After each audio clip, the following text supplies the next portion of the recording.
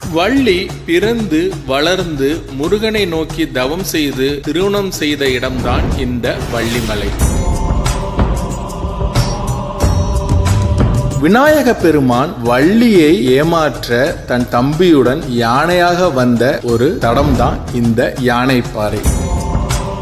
இந்த வள்ளிமலையில சிவலிங்கமும் ஒன்றும் செஞ்சு அதற்கும் பூஜை பண்ணிக்கிட்டு இருந்தாங்க. சுப்பனை திருமணம் செய்ய அப்பனுக்கு பூஜை செய்த வள்ளி அப்படின்னு கூட நம்ம சொல்லலாம்.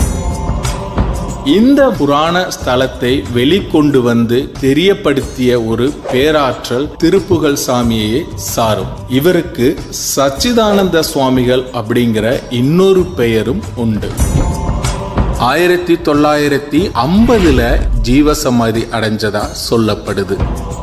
ரொம்பவும் அழகான மனதுக்கு இதமான ஒரு சூழல் தான் இந்த வள்ளிமலையில இன்றளவும் இருக்கு.